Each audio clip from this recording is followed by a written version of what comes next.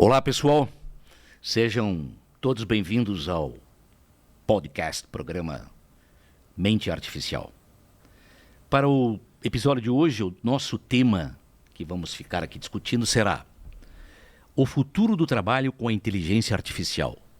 Profissões que vão surgir e vão desaparecer. Para esse programa, temos dois ilustríssimos convidados. Professor Cláudio César Sá e o nosso colega Gilcelei Daru. Bom, professor Cláudio César, professor associado, aposentado de Ciência da Computação, da UDESC, da Universidade de Desenvolvimento do Estado de Santa Catarina, lecionou por mais de 35 anos várias disciplinas, entre elas introdução, programação, inteligência artificial, simbólica, lógica, matemática, estrutura de dados e outras, né, professor? E outras. Está começando um novo capítulo na carreira dele, está procurando resolver problemas do mundo real, usado e orientado à indústria, e possui conhecimento, né, para aplicar esse conhecimento todo que ele adquiriu durante todos esses 35 anos de jornada. Professor, seja bem-vindo ao nosso programa. E apresento também Gilcelei Daru. Gilcelei Daru hoje é responsável pelo Laboratório de Inteligência Artificial e Inovação em Supply Chain, na Neogrid. Tá? É referência em integração na cadeia de suprimentos. Tem mais de 20 anos de experiência em empresas como DataSul, VEG, Malve, e aplica a IA com soluções inovadoras para transformar o ambiente corporativo. Daru, seja bem-vindo ao nosso programa. Muito obrigado. Tá? Muito bem, vamos então, dadas as apresentações, vamos começar com esse episódio. O objetivo desse episódio, na verdade, é o seguinte: como a IA está remodelando o mercado de trabalho, né? Essa é a ideia. Quais as profissões hoje que estão ameaçadas? É isso que nós vamos discutir hoje. Quais as novas oportunidades que estão surgindo? Tá? E vamos, achei por bem convidá-los, porque cada um tem um ponto de vista. O ponto de vista da academia e o ponto de vista da indústria. Então eu penso que teremos um mix bastante fantástico, penso eu, para a gente poder conversar sobre isso aí. Tá? Então, o tema é isso aí. Vamos começar então com algumas perguntas que ocorrerão durante o decorrer desse bloco. Então, eu faço a pergunta primeiro ao professor Cláudio, depois a pergunta sobre a resposta do ponto de vista do professor Cláudio e a outra do Daru. A primeira delas: como a IA está transformando o mercado de trabalho? Seria nosso primeiro ponto. Tá? Aí pergunto para você, professor, quais são as principais mudanças que você acha no trabalho causadas pela IA, mas do ponto de vista acadêmico? Ok, boa tarde. Obrigado pelo convite. Me honra bastante estar aqui, no meio de pessoas como Paulo, Daru aí, já conhecemos. Então, essa transformação que a IA que nós estamos encontrando no dia de hoje, ela ocorreu recentemente, mas, na verdade, isso já vem há muitos anos, desde a década de 50, quando se cunhou esse termo inteligência artificial. Então, já em 56, quando esse termo ficou conhecido, havia já uma preocupação dessa substituição de máquinas por seres humanos, né? Então, já há muito tempo já vem se pensando nessa substituição. Então, nesse sentido, nós tivemos aí uma revolução industrial, depois outras revoluções, e agora a chegada do computador foi uma revolução, a chegada da internet foi uma segunda revolução, e agora nós temos a nova onda, que é a onda da IA, né, que tem um livro agora muito recente do Mustafa Smiley, que é o fundador da Deep Learning, que ele retrata toda essa questão da IA e dos seus impactos nas diversas profissões, mundo acadêmico, mundo público, empresas, etc.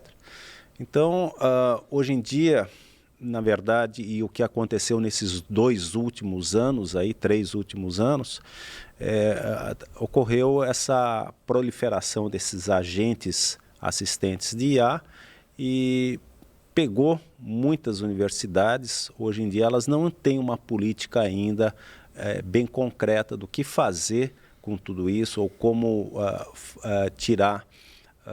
fazer transformações sobre o seu aluno, né? Sobre o seu estudante, de tal forma que isso torne uma coisa factível e boa para todo mundo, né? Nós temos muitos problemas, tanto na academia como fora, e tudo isso a gente tem já tem sido previsto tudo isso. Mas hoje, concretamente, tem apenas ações isoladas em várias universidades sobre essa política do que está ocorrendo, esta onda da IA. Então houve a gente diz assim, em larga escala, a IA está sendo usada a nível de expertise de um ser humano. Então é isso que está ocorrendo. Então não dá para eu lhe pontuar num ponto aqui, um ponto ali, mas várias profissões estão sendo substituídas de uma forma,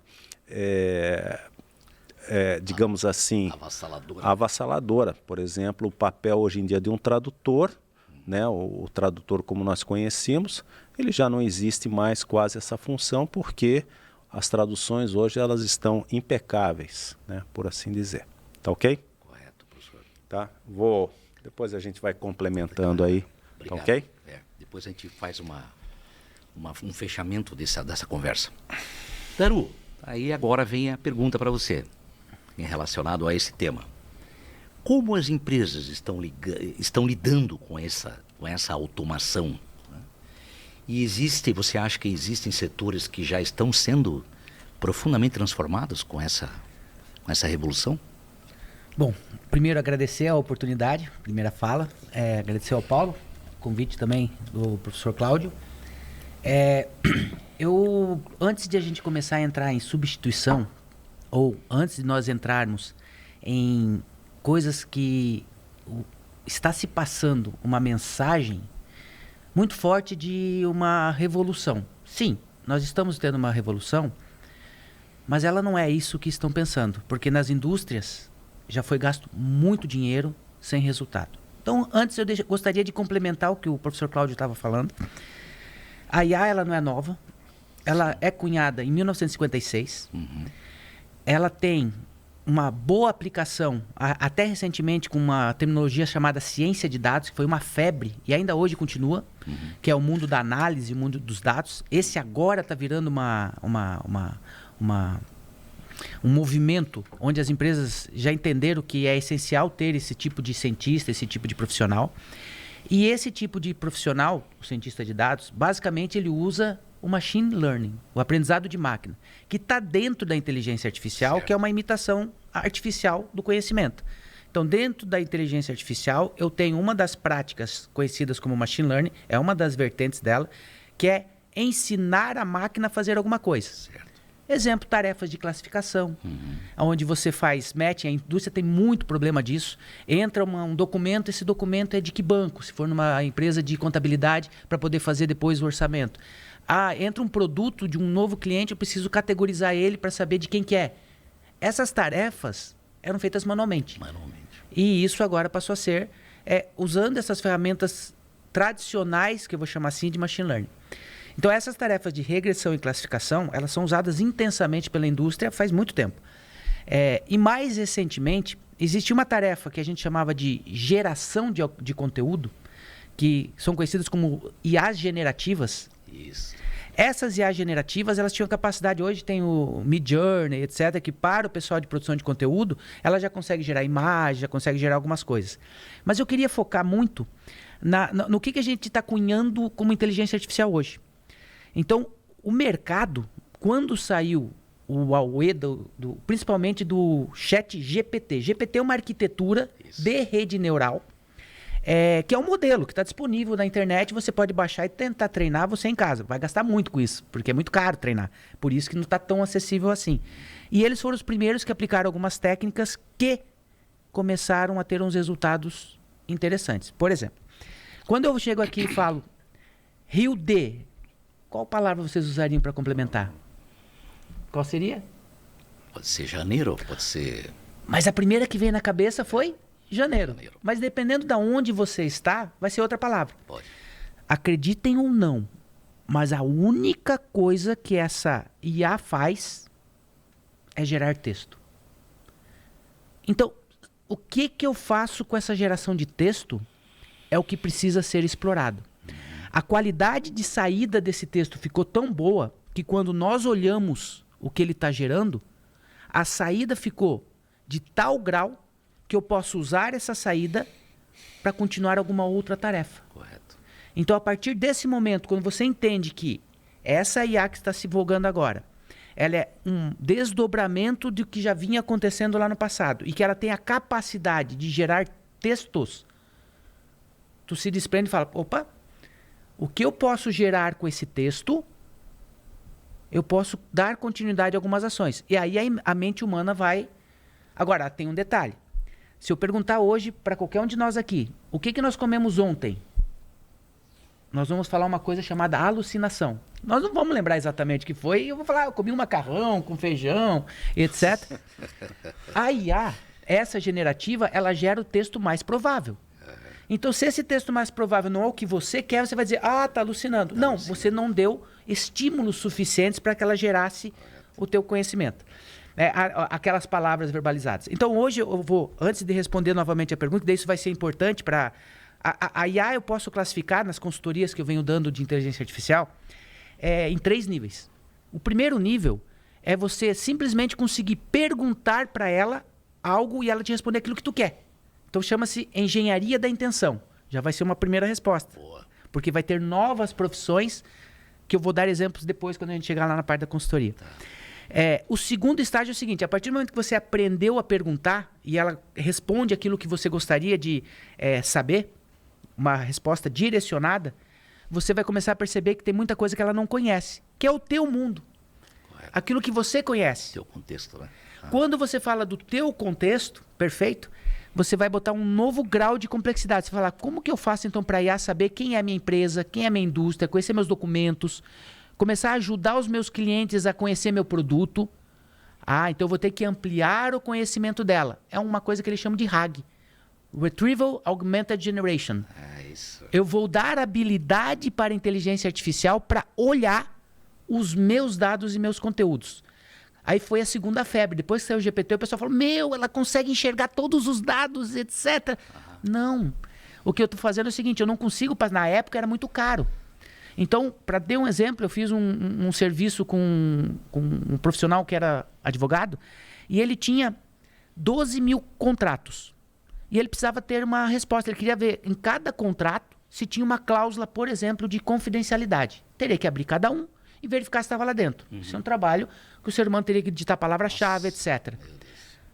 Mas teve que fazer humanamente. Porque naquela época sairia $15 mil para fazer a IA ler todo o conteúdo e ver se lá dentro estava aquela situação. Se fosse uma coisa rápida, a empresa ia ver. Vale ou não vale a pena? Por quê? Porque uma coisa que a IA cobra de nós hoje, lembrando, ela gera texto. Mas para ela gerar texto, você tem que dar texto para ela. Certo. São os estímulos. E ela tem que levar isso todo para um espaço matemático, espaço numérico dela lá, que é como se eu tivesse um espaço e em cada região desse espaço mora um conhecimento. Então eu tenho que alimentar ela, estimular ela, e aí a partir desse estímulo ela começa a gerar esses textos. Então se eu quero que ela veja o conteúdo do documento para ver se tem lá dentro, eu vou ter que fazer ela receber todo o documento. Cada documento 30 páginas. Cada página tem cerca de 300 palavras. Isso vai dar 500 tokens, que é a unidade de medida dela. Isso. E o token, na época, cada milheiro saía $2. Pronto, $15 mil para fazer. Hoje, já barateou bastante, mas ainda você não consegue fazer ela ler tudo. Então, tem 2 formas de você dar condições de ela resolver isso. Primeira forma, você dar o RAG para ela, aumentar ela, que daí a gente pode comentar na sequência. A outra é você fazer um ajuste fino. Você vai pegar o teu documento, preparar ele e ensinar ela. isso praticamente ninguém faz, porque você vai personalizar ela só para aquilo. A gente chama de especialização. Certo. Sai caro e eu tenho que ter uma máquina só para isso, para fazer essa tecnologia. Então o RAG é mais barato. O que é o RAG? Eu pego um documento, quebro em pedacinhos e jogo para um banco. Quando eu faço a pergunta para a inteligência artificial, ela vai, pega a pergunta que eu fiz, joga tipo um Google, vou simplificar assim, que a gente chama de embeddings. O Google desse dataset que... Desse dataset. Então, ela leva para um espaço matemático, que a gente chama de espaço semântico. É como se eu tivesse as palavras flutuando no espaço. Uma nuvem de palavras. Uma nuvem de palavras. Daí ele vai lá naquele pedacinho da nuvem e vê os chunks que são similares. São os pedacinhos. E traz. Então, qual que é a vantagem ou desvantagem? Vantagem, ela vai tentar pegar mais próximo do contexto só aquilo que precisa, ignorando o resto. Desvantagem, como é que você vai ter certeza que ela está pegando exatamente os documentos que você quer? Pois é. Então, isso foi a segunda onda. Quando eles falaram do hack, falaram, não, ela vai resolver tudo. Aí descobriram, não é bem assim, eu estou com um problema tipo Google, etc. Daí eles pensaram, próximo passo, que é o terceiro nível que eu chamo da IA, vamos para agentes. Está surgindo agora. Mas o que é o agente? Nada mais, aí o professor Cláudio depois completa, né? Mas é uma entrada, você dá um estímulo para esse agente, pensa no IA de LLM, eu dou um texto, esse agente pode executar alguma coisa, tipo, fazer uma chamada para pegar um texto de web, o RAG para pegar contexto, aí ele vai, busca, traz, mas é um código que eu desenvolvi, que foi lá, buscou, trouxe, entregou para ele. E aí agora ele vai ler aquilo ali agora direcionado. E vai sair. Então ele vai ter, esse agente, ele tem a habilidade de fazer as perguntas para algumas ferramentas humanas que foram criadas, aí ele vai trazer esse contexto para a IA e ela vai te responder uma resposta. Certo. Então veja, a gente está evoluindo nesse grau de complexidade. Então, essa evolução, agora eu posso responder a pergunta. Ok. Então, a pergunta foi, como que as empresas estão vendo? É isso. Pode ir. Então, as empresas, elas quando veio a IA, ela faz tudo. Porque quando você olhava a qualidade do texto, era absurdamente humana. Fala, não, ela está pensando, ela está raciocinando, isso aqui é demais. E quando começou a se botar na prática, teve exemplos de uma empresa que colocou isso para atender cliente, e aí eles levaram um processo, digamos assim, porque um mecânico ligou para eles falando, olha, eu não aguento mais receber a ligação do cliente de vocês. E aí, quando eles foram identificar a causa, a IA estava colocando o telefone do mecânico como suporte de contato da empresa. Então, aí vem a palavra-chave. Você conseguir fazer com que a IA responda aquilo que você quer, é muito sangue e suor para as empresas hoje. Então, não é algo que corporativamente você vai colocar para cliente. Você ainda tem que fazer experimentos internos dentro da empresa. Entendi. Legal. Acho que essa primeira... Professor, para dar um fechamento, alguma coisa gostaria de acrescentar? Existem toda essa parte aí se chamam de uma rede neural associativa e ela combina esses pesos em cima de vetores, né? Então esses tokenzinhos têm vetores e dá uma resposta em cima do melhor casamento de uma resposta esperada. Então por isso que eles fazem essa IA gerativa e ela tem uma intenção, como o Daru aqui colocou, né? Então você vai conduzindo essa intenção e ela vai se auto-reforçando, né? Então, e ela vai se auto-treinando, né? Porque ela vai aprendendo, porque ela é uma rede neural, então ela vai aprendendo. Você acha que ela não aprende? Eu sempre achei que ela aprende, porque ela é uma rede neural. A rede neural, quando você está no momento que a gente diz de aprendizado, é um momento que você está estimulando ela, e aí tem o que é o forward backward, né? Então você vai estimular essa rede, vai treinar os pesos sinápticos dela. Certo. Então nesse momento ela está aprendendo. No momento que você treinou ela e você põe ela para operar, nesse momento ela é só estímulo e saída. Ela deixou de aprender? Deixou. Então é só estímulo e saída. Agora, qual que é a percepção que a gente tem? A gente chama de memória. A janela que a IA tem, até a primeira que saiu, eu tinha bastante trabalho para quando eu comecei a explorar a IA, eu usava para gerar questão, essas coisas assim, como sou professor também, né? Então, para fazer isso, você tinha uma janela, você escrevia o que você queria e ela fazia a geração de saída. Essa janelinha era de 4.000 tokens, vamos chamar de palavras para ficar mais fácil. 4.000 palavras para facilitar. O que eu faço com 4.000 palavras? Não dá muita coisa. Não dá nada. Aí o pessoal, puxa, como é que eu vou fazer para que a IA eu melhore ela? Foram aumentando o tamanho da janela. Então, o que se faz hoje? O OpenAI, o GPT, ele tem uma janela de 200, de 160, tem algumas janelas grandes. O Gemini tem de 1 mega, 1 milhão. 1 milhão então, de tokens? Isso, Não, o 1 tamanho milhão da de janela. tokens. É, o tamanho da janela. Então, significa que você pode, numa consulta só, passar toda a história da tua conversa. Ele não aprendeu. Se você não passar, ele não vai saber nada.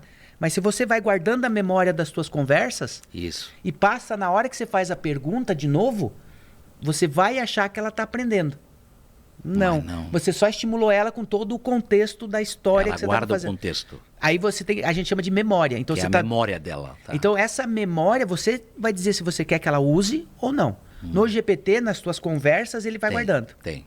Então, você diz lá, e tem a tua memória.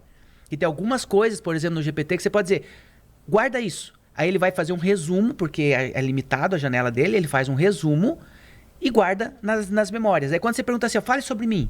Ah, você é um agente do FBI e você vai dar um dossiê meu. Nesse aspecto vai acontecer isso. Ele vai pegar a memória dele e vai passar num contexto só tudo aquilo. Ela não aprendeu quem é você. Ela só está guardando memória e quando você faz o estímulo, ela pega tudo aquilo que ela tem e faz aquele estímulo naquele momento. Essa é a que você tem a sensação que ela aprendeu. Perfeito. Ok? Ok. Então, podemos encerrar o primeiro bloco. Voltaremos a seguir.